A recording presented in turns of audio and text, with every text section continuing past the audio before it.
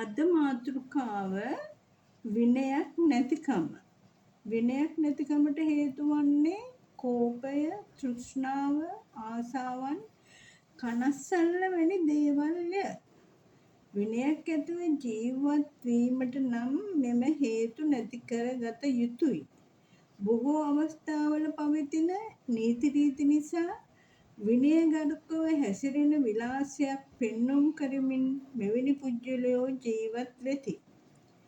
එය අභ්‍යන්තරයෙන් පැමිණි විනයගරුක බවක් නොවන නිසාම අවස්ථාවක් ලක්ෂණින් මොවුන් හැසිරෙන්නේ විනයානුකූලව නොවේ. විනයානුකූල බව ඇතිවිය යුත්තේ ආත්ම දමනය තුළින්ය. තමාවම දමනය කරගෙන සිටින්නෝ විශිෂ්ට විනයගරුක පුද්ගලයෝ බවට පත්වේ. මේ ආත්ම දමනය සඳහා පුහුණුවක් තිබිය යුතු වේ. එය මනස යථා තත්ත්වයට පත්කර ගැනීමේ පුහුණුවයි. එය කළ හැක්කේ මනසට ඇහුම්කන් දීමෙනි. මෙවැන්නෝ ප්‍රසිද්ධියේ විනයක් නැතිව නොහැසිරෙන්නේ මෙහි වරදක් තිබෙන බව තම මනස දන්නා නිසාය.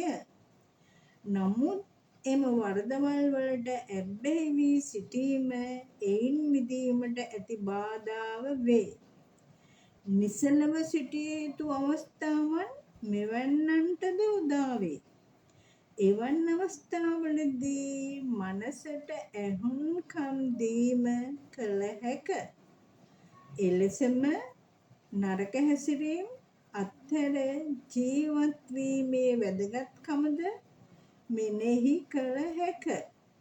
එමගින් ටික ටික හෝ විනයානුකූලව හැසිරීම් රටාවකට ඔබව යොමු කර ගැනීම ඔබටම කළ හැකි දෙයකි.